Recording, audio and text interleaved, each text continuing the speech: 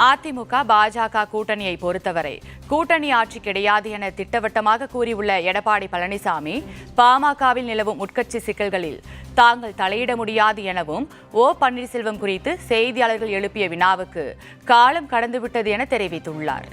கூட்டணி ஆட்சி இல்ல, எங்களுடைய கூட்டணி ஆட்சி அமைக்கணும் சொல்றேன். கூட்டணி ஆட்சி அமைக்கணும் சொல்றேன். நீங்க தவறா புரிஞ்சுக்கிட்டு வெளிப்பட்ட நான் தான் தெளிவா சொல்லிட்டுல. நல்லா புரிஞ்சுங்க, இந்த கட்சிக்கு யார் கூட்டணி தலைமை தாங்குது சொல்லுங்க, நீங்களே சொல்லுங்க. அப்புறம் நான் எடுக்கிற முடிவு தானே. அப்புறம் யார் முதலமைச்சர் ஆகிறாங்க, யார் ஆட்சி அமைக்குது சொல்லுங்க, நீங்க சொல்லுங்க. முதிய நாங்க கேட்கறோம், நீங்க எங்களை கேள்வி கேட்டீங்களா? நாங்க தெளிவுபடுத்திட்டோம், நாங்க இருவரும் அமர்ந்து தெளிவுபடுத்தியாச்சு. அதுல இந்த கூட்டணிக்கு அதிமுக தலைமை தாங்கும், அதிமுக ஆட்சி அமைக்கும், அதுல இபிஎஸ் முதலமைச்சர். இன்னும் உங்களுக்கு தெளிவுபடுத்தணும்.